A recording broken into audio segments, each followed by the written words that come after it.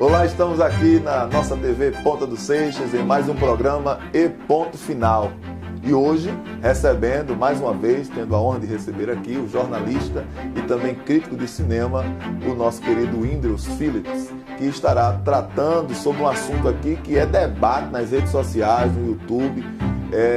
Tornou-se uma febre esse debate e ele vai estar aqui exatamente tratando sobre este tema do filme, né, Marighella, que tem sido aí noticiado e tem feito com que as redes sociais fiquem assim bombásticas. E aqui ele vai trazer para nós a visão sobre o filme, a crítica, a análise, tudo mais. Fica conosco aqui na nossa TV Ponta dos Seixas, no nosso programa E Ponto Final.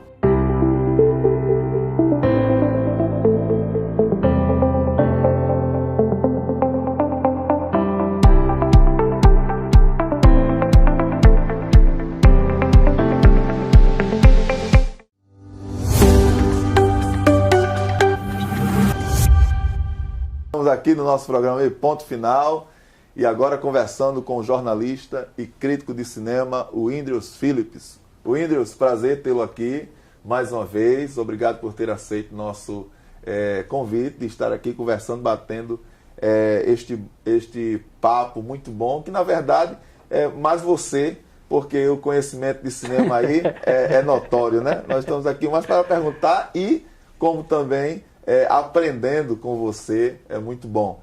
E este debate, Whinderos, sobre este filme aí, Marighella, né, que tem sido aí bombástico nas redes sociais, no YouTube, muito no Instagram, muita gente criticando, falando, comentando a respeito. O que é o filme Marighella? Conta aí para nós. Marighella, que por sinal hoje está encerrando seu circuito em cinema e está entrando hoje na grade do stream da Globoplay, né? A Globoplay que pegou justamente essa obra, financiou ela para justamente chegar ao grande público. O filme trata da obra, é uma cinebiografia de Marighella, que é um personagem contundente, porque ele almejava, através da revolução que ele promovia, junto com algumas pessoas que eram de uma ala progressista, derrubar o regime militar naquela época. E aí, só que ele tinha uma peculiaridade, ele queria justamente fazer essa derrubada através da força de armas. Então ele não só queria justamente financiar uma luta armada, mas ele queria treinar guerrilheiros dentro do próprio país. E aí, o que a gente entende desse filme, né? Wagner Moura, o diretor, ele faz um cinema que, querendo ou não, ele faz um cinema político. E uma vez que você for um cinema político, você não pode ficar em cima do muro, você tem que tomar um posicionamento. E pegando um personagem como Marighella, ele vai ter que justamente tomar um posicionamento, e para que ele não vire um filme panfletário, que segundo a entrevista do próprio diretor no Roda Viva, ele não queria chegar a esse ponto, ele vai usar de muita licença poética no filme. Mas aqueles que têm uma análise mais aprofundada, têm um conhecimento da história do personagem, da história do Brasil, eles vão se sentir incomodados porque o filme ele desvirtua demais o personagem, no sentido não só da etnia que ele troca do personagem, não só da bagagem emocional do personagem principal, não só da ótica e também da ideologia do personagem que é desfocada, mas também ele vai utilizar essa licença poética para ressignificar toda a história do Marighella. E é por isso que existe esse debate, essa crítica muito grande no meio cinematográfico, no meio político. Chegando num país que já está polarizado, fez com que as pessoas tivessem esse problema, né? De ter esse debate intenso. Essa questão como você disse, que ele desvirtuou a etnia e também acoplou a questão da ideologia. Me fala sobre essas duas coisas. Bom, primeiro porque ele coloca o Seu Jorge, o ator Seu Jorge, que é um ator bastante carismático, é um dos melhores atores hoje que temos, não só no cinema nacional, mas também um artista completo na área de música. E ele usa da figura da personagem Seu Jorge para justamente fazer uma ressignificação da etnia do Marighella, né? Que era justamente aquilo que as pessoas falam e rechaçam muito, né? Nesse meio progressista. É o hétero, branco, opressor. Divide, né? Divide a humanidade, né? Divide nesse sentido. E o personagem vai ali, é uma pessoa negra, né? Simpática, que, né, tem um personagem casado com a atriz Adriana Esteves, que é uma outra excelente atriz também. E aí ele reúne esse caldeirão de ressignificação, né, ali, de vendo que o mesmo estava lutando por uma democracia, quando na verdade ele queria justamente a implantação de uma ditadura proletariada, né? Quem não tem uma desvantagem intelectual, podendo ter uma desonestidade intelectual, entende muito bem que ali a luta de Marighella não era isso. Tanto que ele escreve, ele é autor de uma obra muito famosa, chamada aí Manual do Guerrilheiro, onde ele cita muitas vezes nesse manual algumas regras de como montar uma guerrilha armada, e ele diz que a revolução só pode chegar a preço de sangue, se matar policiais. Ele ensina na obra a construir coquetel molotov e outras coisas que hoje, no dia segundo a Constituição brasileira, o colocaria como um guerrilheiro terrorista de articulação paramilitar, né? Entendo. E de fato, na história, ele foi... Ele foi, né? Qualquer historiador honesto... Mas de acordo com o filme, né? Ele foi exatamente isto ou o filme, digamos assim, exagerou na dose? O filme romancia, né? O filme romancia porque, na verdade, Wagner Moura, ele utiliza essa obra cinematográfica como uma bandeira ideológica dele, né? Wagner Moura, ele se notabilizou por um personagem muito famoso, que foi o Capitão Nascimento, do Tropa de Elite, né? Considerado por muitos na área cinematográfica como um dos melhores filmes nacionais. Só que o Capitão Nascimento, ele virou um herói do conservadorismo. E Wagner Moura, ele é um militante, né, progressista muito forte. E ele queria se desvincular de toda maneira dessa imagem do Capitão Nascimento. E ele se sente em dívida, né, com a ala progressista com isso. E aí ele tenta pagar essa dívida com esse filme, né? O filme que você assistindo vai ver que ele é muito bem feito, ele é bem realizado, ele tem uma produção, é um trailer de ação muito interessante, mas ele é muito parecido com aquilo que eu falei no meu artigo no Leigo Politizado. Ele vai na ótica de vingança e castigo da Netflix. Pega personagens verdadeiros e coloca em situações ficcionais, né? A obra da situação do Marighella se passa numa situação ficcional que não foi aquilo que aconteceu, né? O Wagner Moura, no caso aí, o diretor do filme, na sua ótica, ele, como você já disse, basicamente de uma forma mais até clara, mas eu queria que você falasse mais abrangente, para que o nosso telespectador possa observar. No caso, ele ficou em dívida com a questão progressista no primeiro filme, Tropa de Elite. Ele também fez Pablo Escobar. Isso, da série Narcos, né? Na série Narcos, né? Indicado até o Globo de Ouro, ele foi. Inclusive foi muito bom. Alguns dizem que é até melhor do que o Narcos México. Narcos México, que também eu assisti, dizem que é até melhor. Aí, no caso aí, você disse que ele ficou em dívida com a questão progressista, porque, de fato, assim, pelo que ele demonstra, pelo que ele já diz em algum documentário, ele é progressista, e aí o intuito dele é trazer essa ideologia por meio do filme?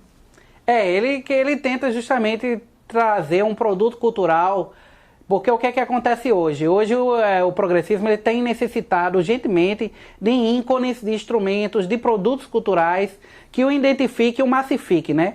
É por isso que se levantou-se a bandeira do Marielle Vive, porque precisava-se de um ícone de equivalência a Che Guevara aqui no Brasil, para a atualidade daqueles que sustentam a ideologia progressista. E da mesma forma eles precisavam de um produto cultural que massificasse isso aí. E Wagner Moura tenta oferecer isso através de Marighella, que esse filme ele seja esse escaldo desse produto cultural. Nesse sentido aí, isso é bem provado, onde ele tem feito as suas exibições especiais, né? Ele tem levado aos núcleos dos sem-teto, ele tem conversado e exibido em sindicatos. Então, isso mostra com que a necessidade de Marighella ser um produto que fomente e catalise toda essa máxima progressista que representa a polaridade política que temos vivido hoje. Então, como o conservadorismo ainda não se organizou culturalmente para ter o seu produto cultural em si, né, em obra cinematográfica, eles saem na frente justamente apresentando isso, né? E é agora contando com o patrocínio da Globoplay, é que vai massificar mais ainda o filme, né? Inclusive até na nossa cidade houve até uma briga, né, na sessão de Marighella, na saída do cinema, algumas pessoas xingando os espectadores que saíam, né, chamando aqueles espectadores de comunistas, né? Torcida de futebol. Foi um nós contra ele, incrível esse filme gerou, né? Nossa. E até hoje está fomentando esse debate, aí estamos vivendo bem um hype desse debate, né?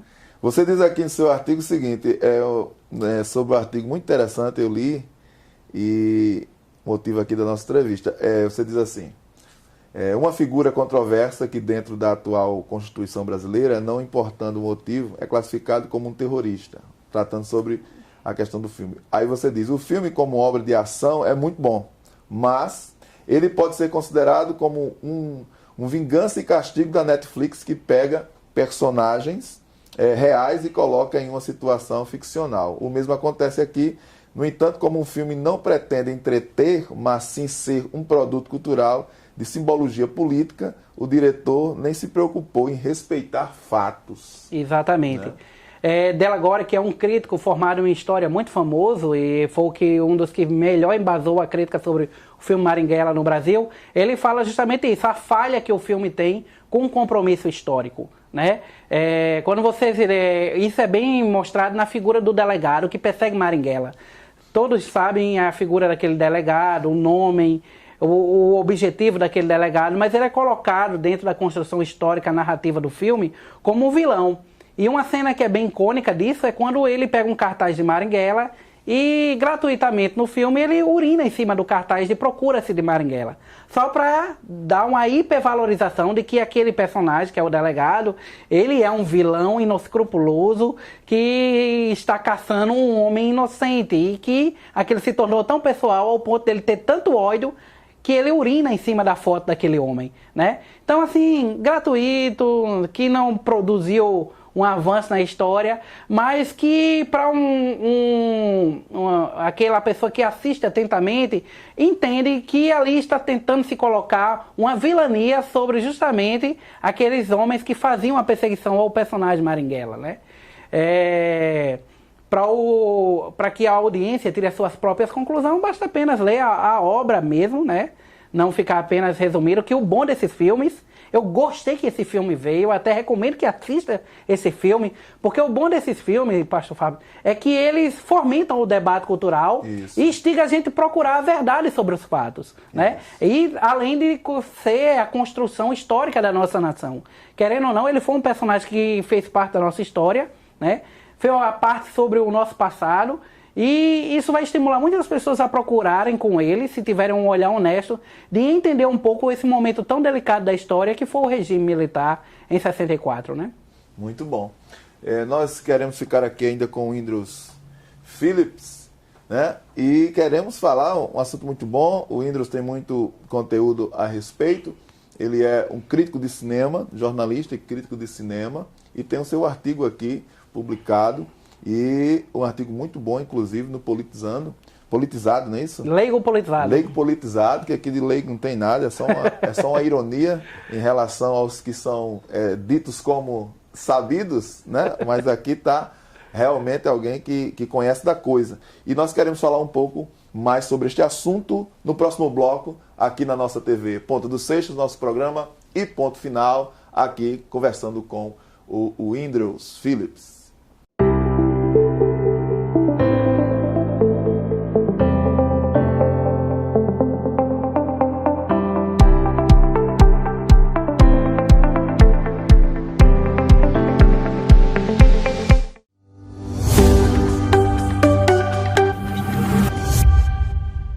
Estamos voltando aqui na nossa TV Ponta dos Seixas, nosso programa e ponto final, recebendo aqui o nosso querido jornalista e crítico de cinema, o Whinderos Phillips, que está tratando aqui sobre o filme Marighella e o debate que está correndo muito forte, muito veemente nas redes sociais, e ele está trazendo assim um conteúdo muito interessante para nós, bate-papo aqui muito gostoso de se ouvir, conteúdo com profundidade de quem conhece a questão do cinema.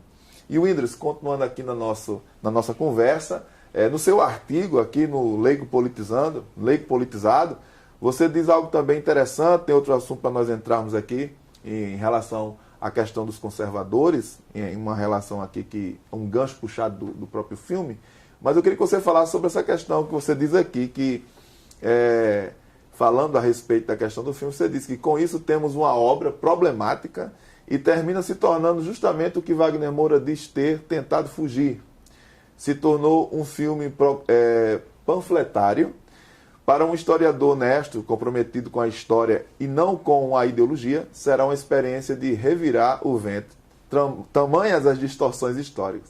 Para quem quer apreciar, aliás, o cinema, será um bom filme brasileiro de ação. Queria que você, enfatizando aqui, basicamente essa parte que você diz aqui, que será uma obra problemática, e que o Wagner Moura exatamente queria fugir. Acho que você falou disso um pouco antes. E sobre essa questão aqui, que ele se tornou um filme apenas panfletário e que será um problema, digamos assim, é uma questão, aliás, ideológica. Queria que falasse essas três coisas assim, rapidamente, para nós entrarmos no outro assunto. Esse filme ele tem justamente a problemática dele, não é em a produção, em estética, né, em ambientação. Por sinal, é de uma qualidade excelente. Ele conseguiu transportar a década ali de 60, 70... e nas gravações externas de uma maneira primorosa. A problemática dele é justamente o viés que o filme toma para apresentar o personagem, chegando a uma fantasia ficcional, né? Por exemplo, tudo ali que é exposto sobre o que é o Marighella não é o que realmente é o personagem. Ele tem justamente esse problema, se vindo apenas como um filme de introdução ao personagem, para que você pesquise posteriormente.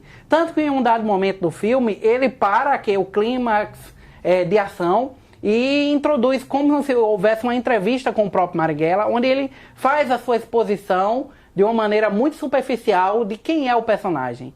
Por que superficial? Porque se ele fosse realmente ir nas miúcias daquele personagem, com certeza o grande público não iria conseguir identificação e iria rechaçar a empatia que teria pelaquele personagem, né? Então um historiador honesto, que existe muitas pesquisas sérias sobre esse momento do regime militar, se depara em um certo momento com esse personagem e entende que a persona do Marighella, ele na verdade ele não poderia se encaixar em todo o sistema de tentativa de derrubada daquele regime, porque ele escolheu a violência armada, a violência sangrenta, e estimulava justamente isso, né? Para que ele fosse justamente o máximo, o clímax daquilo ali e levasse uma queda daquele regime. Então o Wagner Moura ele peca justamente nesse sentido, porque ele abre mão da historicidade real do personagem, se apega como desculpa à questão da licença poética e faz com que o filme se torne justamente aquilo que ele tem dado nas entrevistas no Multishow, no Roda Viva, nos ciclos cinematográficos, que ele disse: olha, eu não quero um filme panfletário. Mas justamente é o que o filme termina sendo. Até porque abordar um filme que tenha uma ótica política, ele é muito perigoso, porque vai lhe fazer com que você tome um partido em um momento ou outro dentro daquela obra.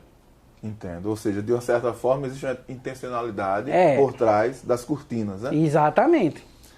Muito bem. E agora vamos falar, dentro do gancho que você falou outrora, no bloco passado, sobre a questão do conservadorismo, porque você falou exatamente que o conservadorismo ele não construiu ainda, não se construiu culturalmente, ao contrário dos progressistas que se construíram culturalmente, inclusive com uma grande influência nas universidades, etc. O que você observa nessa questão de que o conservadorismo não se construiu culturalmente e qual seria a solução? Uma crítica que você pode fazer a respeito por que isso não se deu ainda, por que não se deu ainda e como se daria isto? A primeira coisa que isso acontece é porque as pessoas não entendem o que é ser conservador, né? As pessoas não entendem qual é o valor político disso.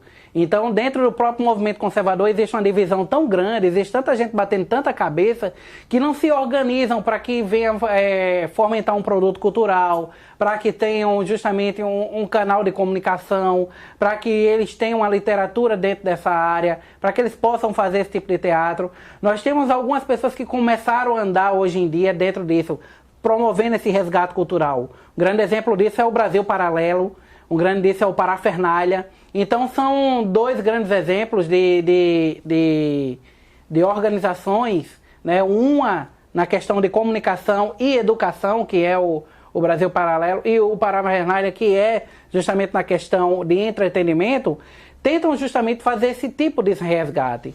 Mas isso também é um papel da sociedade como um todo. As igrejas, elas têm que desenvolver esse tipo de papel. As pessoas têm que desenvolver esse tipo de papel. E aí eu começo a falar até mesmo porque a igreja, ela poderia encampar isso aí através da própria educação.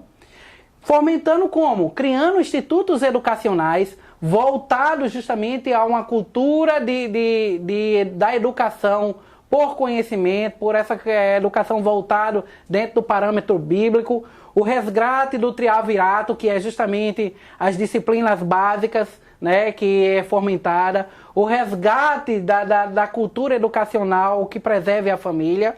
Mas aí as igrejas, quando elas começam a desenvolver esse momento, elas criam seus institutos educacionais e ficam financeiramente tão inacessíveis que o membro de baixa renda da própria igreja não consegue ter acesso a isso, porque a educação é um produto caro. E aí as igrejas que se propõem a isso não promovem um sistema de bolsas, não promovem uma mensalidade acessível, e aí se tornam institutos educacionais elitizados para a grande massa que tenha mais condição financeira, quando a própria comunidade religiosa, que ajudou a construir aquele instituto educacional, que forneceu a mão de obra, que ajudou a divulgar na comunidade, termina ficando de fora. E aí isso é só um ponto quando é questão de igreja.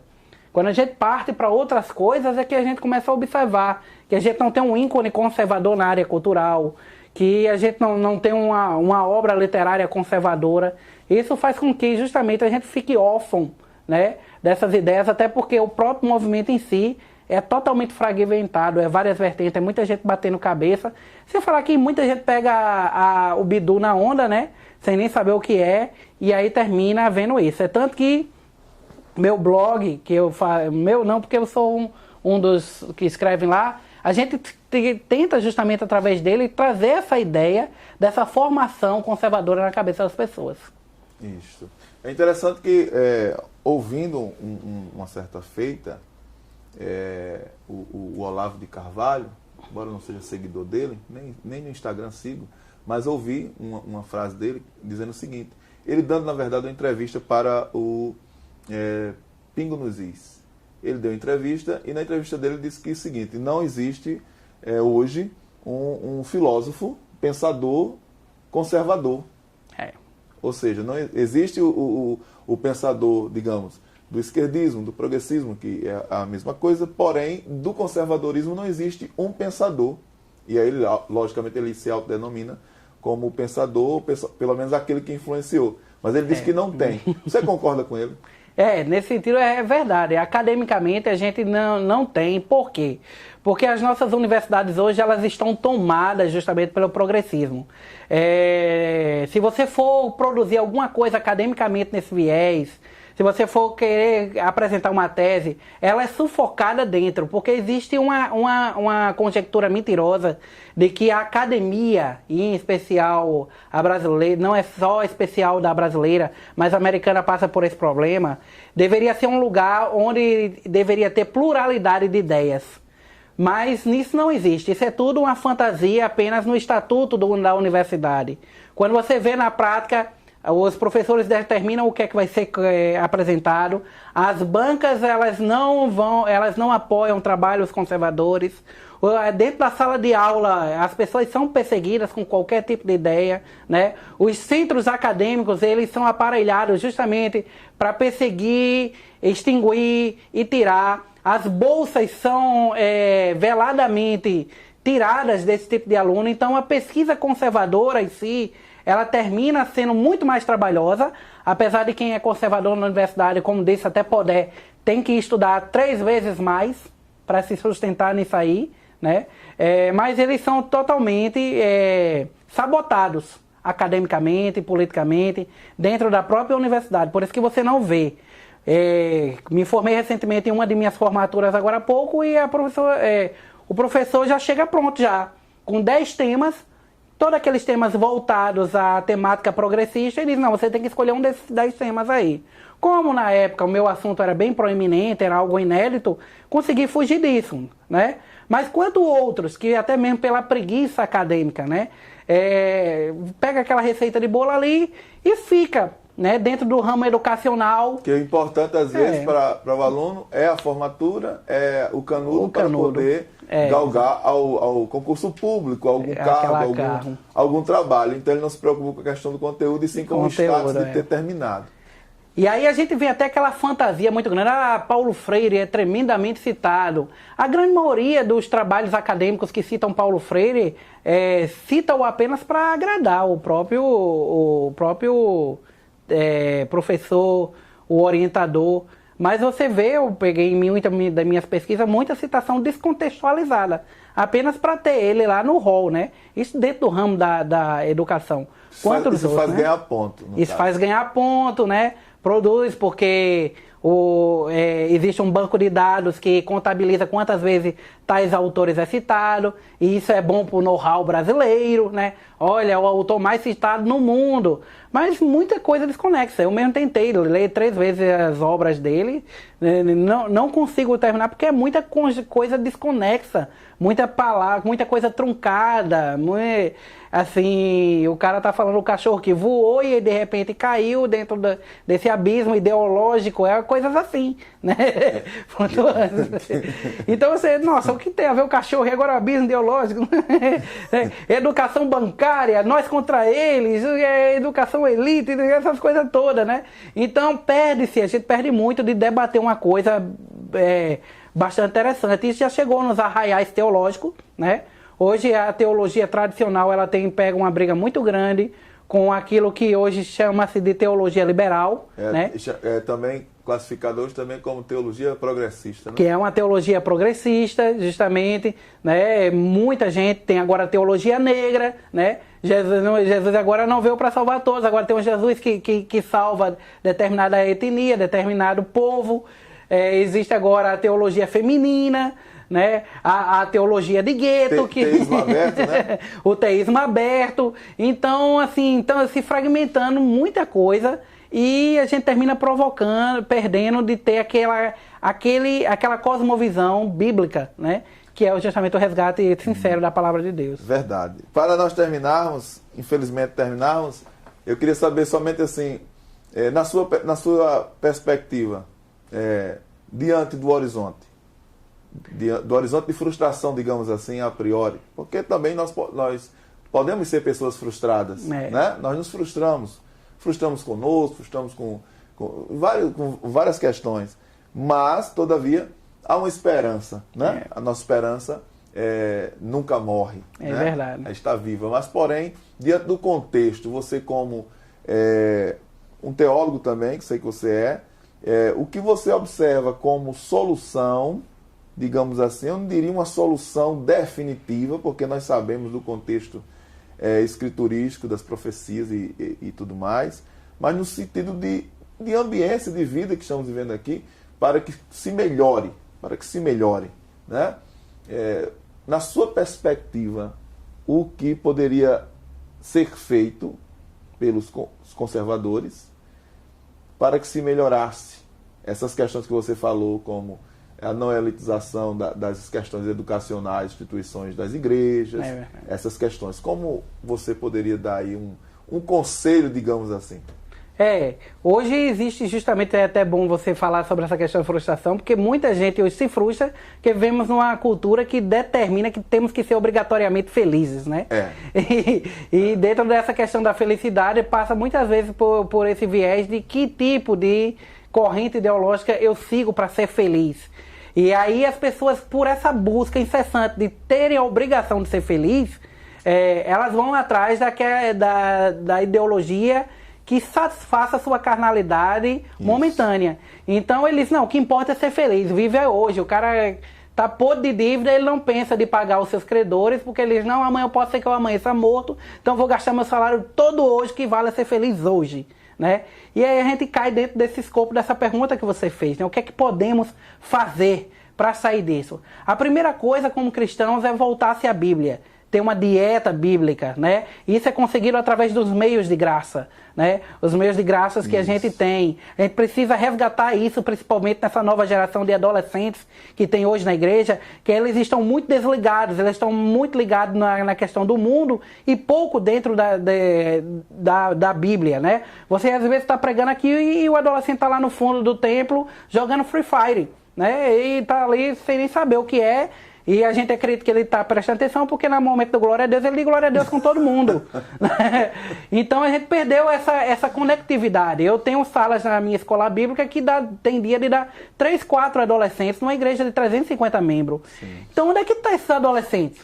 Simplesmente a resposta é a igreja perdeu a conectividade com eles, né? Isso. Então a gente precisa fazer esse resgate, e isso é um trabalho de parceria, e agora vem a resposta à sua pergunta, que isso começa dentro da parceria de casa. Isso é o pai, a mãe que tem esse compromisso, fazer esse resgate com essa criança, não só lhe oferecer a ele o arcabouço teológico, mas dar uma visão de mundo, dar uma visão de política. E política que eu não falo aqui, você está acompanhando as sessões legislativas da sua cidade, isso é importante, mas politizar a sua família, no sentido de que fazer entender como aquilo afeta a sua vida, como aquele pensamento afeta. Por exemplo, quando você for escolher em quem vai ser o seu representante, o seu gestor, vê qual é a ideia, o que ele entende por aborto, o que ele entende por família, o que ele entende por pautas homoafetivas, e tudo isso vai ser o arcabouço da sua decisão final. E aí a gente criar instituições, fortalecer instituições através de doação, doando um pouco do nosso voluntariado, né? Perdemos esse gap de voluntariado muito grande que a gente tem hoje. Tudo a gente só quer viver pelo lucro, pelo lucro, né? Isso. E aí a gente se esquece que também o nosso voluntariado é uma ferramenta muito importante para a gente convencer e instrumentalizar as pessoas, né? Instrumentalizar num bom sentido, de que elas venham se politizar para que elas pensem propriamente com a sua própria mente, né? Muito bem, excelente. Infelizmente estamos chegando ao final de mais um programa E Ponto Final aqui na nossa TV Ponta dos Seixas, e nós queremos assim agradecer pela sua audiência, agradecer ao nosso querido jornalista, teólogo e crítico de cinema, o Whinderos Filho, por estar aqui conosco, trazendo um conteúdo muito rico, muito bom, muito abençoador, e que é um conteúdo que, logicamente, não termina aqui. Existem muitas outras coisas para nós conversarmos depois. Mas, por hoje só, estamos aqui chegando ao fim. E eu quero convidar você para seguir as nossas redes sociais, TV Ponta dos Seixas. Você vai lá no Instagram, TV Ponta dos Seixas, no YouTube, no Facebook. Siga-nos, dá um like lá, esteja conosco e compartilhe aí com outras pessoas para que eles possam também ser assim abençoados e receber uma boa informação para que assim possam crescer. Um grande abraço, fica conosco, até o próximo programa e ponto final. Que Deus te abençoe e continue conosco aqui na nossa TV Ponta dos Seixas.